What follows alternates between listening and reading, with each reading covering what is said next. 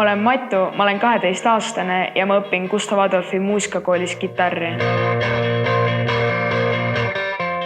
Ma hakkasin muusikat õppima sellepärast, et ma avastasin, et see teeb mind rõõmsaks.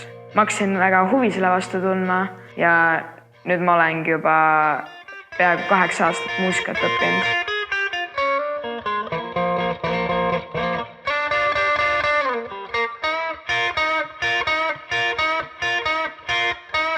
Lemmiktund on mul kitarr, sellepärast et mul on kõige lahedam kitarriõpetaja.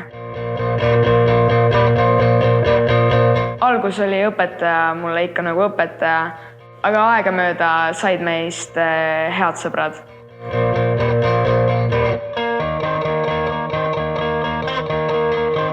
Kõikidele muusikakooli huvilistele ma soovitan tulla kindlasti põhiõppesse. Lisaks erialale saad sa ka õppida solfedžot ja teha bändi.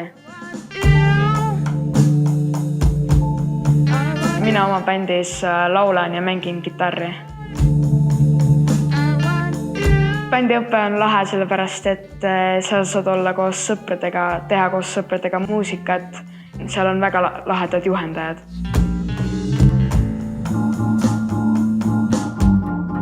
Minu lemmikkontsert on olnud rock-kontsert.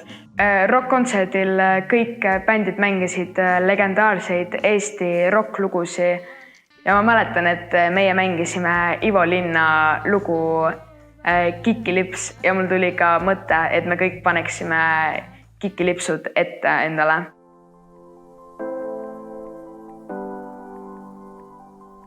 Lisaks kitarrile olen ma saanud ka avastada siin teisi pille. Näiteks jään peale bänditundi kas kellegi sõbra või siis õpetajaga koos jämmima.